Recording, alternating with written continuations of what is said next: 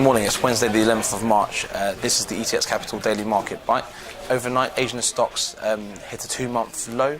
The Nikkei was up, however, by 0.31%. That's 58 points up at 187.23.52. Worries of an earlier interest rate hike in the US and effectively riskier assets under pressure after good US employment data impacted the Asian markets. The Dow Jones closed considerably lower for the day, 332 points lower in fact, 1.85% down at 176.62.94.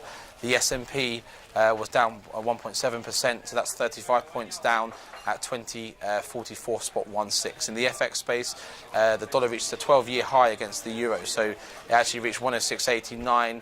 A 12-year trough was also reached at 106.65 and is actually currently trading lower than that at 106.46. We do have technical talks between finance experts from Athens and its international creditors due to start later on in the day with the aim of unlocking further funding.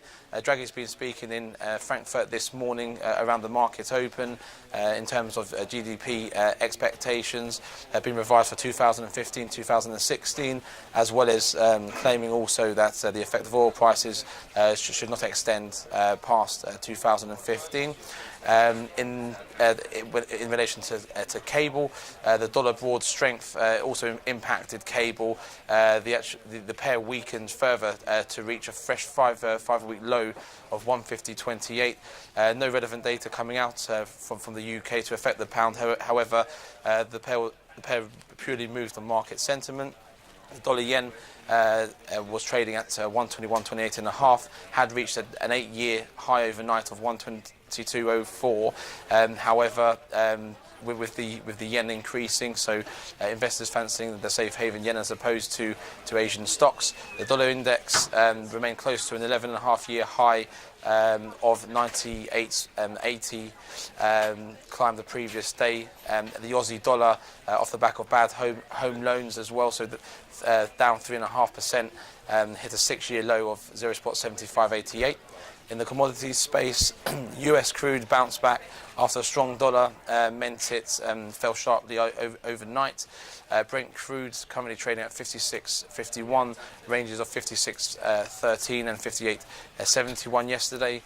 Gold currently trading at 11.62.3, lows yesterday of 11.54.4 and highs of 11.69.8.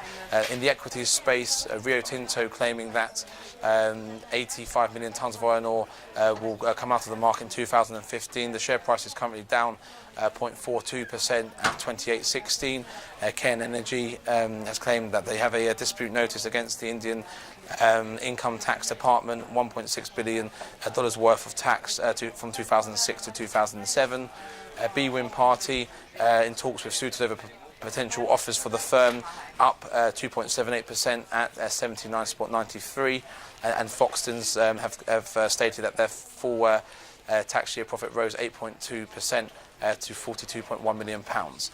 In relation to data today, we've got Draghi speaking this morning in Frankfurt about the GDP revised expectation for 2015-2016, how ECB, the decision to actually start QE could potentially impact the market, as well as the effect of oil prices and how that should not extend beyond 2015.